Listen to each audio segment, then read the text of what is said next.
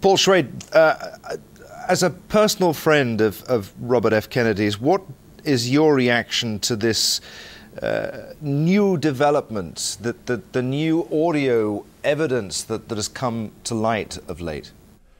Well, I was surprised that we found it 40 years later, but I'm very satisfied that we've got really good scientific information now that backs up all the physical evidence we discovered in the pantry at the Ambassador Hotel after the shooting that night. There are bullet holes that were identified by the police department of Los Angeles and by the FBI. And what this new scientific information on this audio tape, it backs all that up. So you think the evidence, the Pruszynski recording, is pretty strong evidence? Very strong. I don't see how it can be refuted unless somebody uses the same kind of technology and methodology that was used by the audio engineer and forensic scientist Philip van Praag. He's done some new work, and I don't think I see how it can be refuted by anybody. We understand that you'd like a new investigation into the murder of Robert Kennedy. Tell us about that and your efforts there. Well, I helped start the investigation in 1975. Actually, I moved out of Los Angeles. I was so devastated by losing my friend and leader, Robert Kennedy. I moved out to the desert outside Los Angeles, and by 1975, my wife decided that we ought to go back to Los Angeles. Actually, I married her during that period, and we moved back to Los Angeles. I actually got involved on the recommendation of former Congressman Allard Lowenstein, who headed the Dump Johnson movement. And he said, Paul, you were a victim in that shooting. You have court opportunities to really challenge the case. So we began investigating the case and found out there was strong basis for the second gunman in the pantry that night, beyond Sirhan shooting, who was the person accused and who was tried and convicted. So in an effort, any effort to reopen the RFK murder investigation, I mean, will those be focused on a local city level? What about a state or national level? Well, it might be all of those. I don't know if we can really get local action. After all, it was the police department in Los Angeles and the district attorneys that investigated this case, that shut it down quickly, destroyed evidence of the second gunman, and just left us without any answers. We've been developing answers over the years, and now we have strong evidence based upon this audio tape of 13 shots, 2 double shots, the make and the model of the gun, and the directionality of those shots into the back of Robert Kennedy.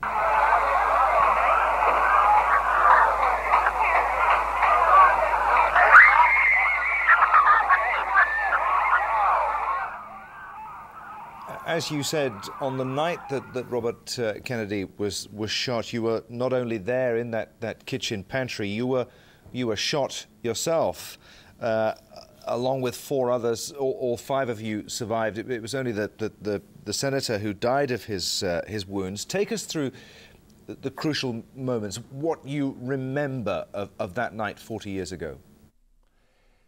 Well, I was with him upstairs waiting to make the decision to go downstairs. And he took a few of us into the bedroom and we worked on his notes for his victory speech. We went downstairs and through the kitchen and onto the platform in the embassy ballroom of the Ambassador Hotel, and it was just a wonderful, wonderful experience because he was running behind early on in the election, and this was, 12:15 a.m. in the morning when he was to make his victory speech. He thanked many of the people, especially those who worked the precincts and got out the vote. and a few of us who were his friends and also in his campaign. And we left the platform. I got into the pantry area behind the platform before he did. And when he came in, he said, Paul, I want you and Jess Unruh with me. Jess Unruh was the chair of the campaign and also Speaker of the State Assembly. And I saw Jess and I waved him on, and Bob then stopped and shook hands with two kitchen workers. I know who they are now. I didn't know then. Jose Perez and Juan Romero. There's a very special story about Juan that's developed over the years. But I thought that was my last thought was, you know, we really have got a president who understands. He knows the problems of these kitchen workers, and you just see on the expressions on their faces that they had faith and hope in this guy. We turned to proceed on to a print media press conference on the other side of the pantry, and I got shaking violently. I didn't know I'd been shot, but I thought I was being electrocuted. And so I fell and passed out, and took some time before I regained consciousness. All right, so you lost consciousness. You were shot in the forehead, I understand. One of Yes. the bones of contention from the Bobby Kennedy case is whether the senator was turned away from Sirhan or was actually facing him when the first shots were fired. With that issue in mind, I mean, is your memory of that night clear enough to know which way Robert Kennedy was facing? Well, I know that he turned away from these two kitchen workers who were off to the left of us. He turned and then proceeded through the pantry. I know that he was facing Sirhan because I was right behind him a few feet.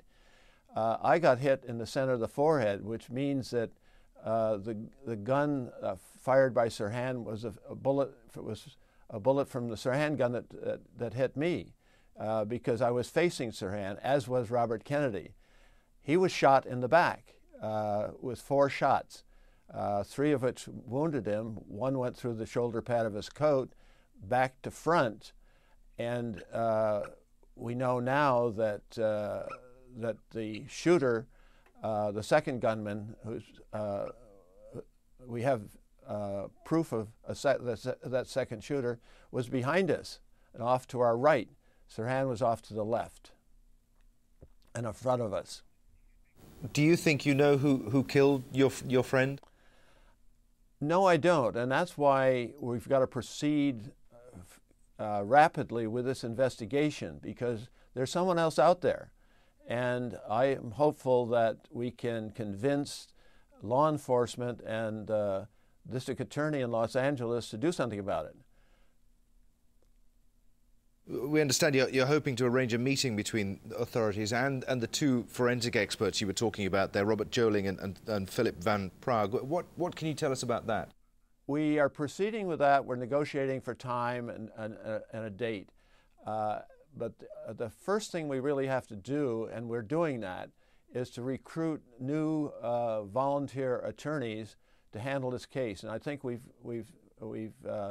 recruited some, and we're very hopeful in getting started. And with those attorneys, then we will approach the Los Angeles Police Department and District Attorney. They may claim a conflict of interest because they were wrong about this back in the 68 and beyond. So we may have to go to the state, we may have to go to the federal government to get some sort of resolution of this case.